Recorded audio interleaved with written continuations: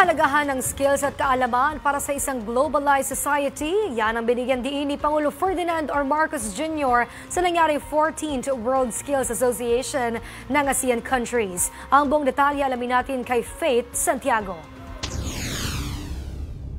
Pinangunahan ni Pangulong Ferdinand R. Marcos Jr. ang opening ceremony ng 14th World Skills Association of Southeast Asian Nations o World Skills ASEAN sa Marriott Grand Ballroom, Newport Boulevard, Pasay City. Ito ang pinakamalaking event para maipamalas ng mga kabataang mula sa Timog Silangang Asya ang kanilang professional and technical skills. Aabot ng halos 300 Southeast Asian youth ang nakikilahok sa 32 skill areas sa loob ng 6 na major sectors, tulad na lang ng manufacturing and engineering technology, information and communication, construction and building, social and personal service, creative arts and fashion, at transportation and logistics. Ito ang kasalukuyang pinakamalaking World Skills ASEAN competition na naganap sa kasaysayan ng asosasyon. Sa kanyang mensahe, binigyang halaga ni Pangulong Marcos Jr. sa mga kabataan ang pagkakaroon ng skills at knowledge para sa globalisasyon.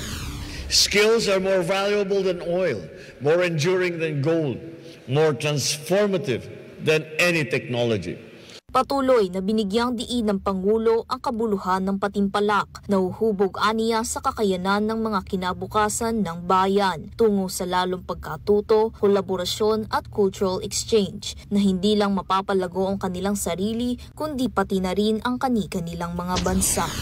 And this is why we hold events such as this, to invest in our people, nurture their talents, and give them opportunities to further grow. And these are the qualities that will serve you long after this competition will end. Your medals may shine today, but it is your skills that will shape your future, serve your country, and help build a more united ASEAN community. Isasagawa ang 14th World Skills ASEAN hanggang August 30 sa World Trade Center Metro Manila at Philippine Trade Training Center sa Pasay City. Hinimok naman ni Pangulong Marcos Jr. ang mga delegado ng iba't ibang bansa upang libutin ang Pilipinas. Para sa totoong balita sa bagong Pilipinas, Faith Santiago, Congress News.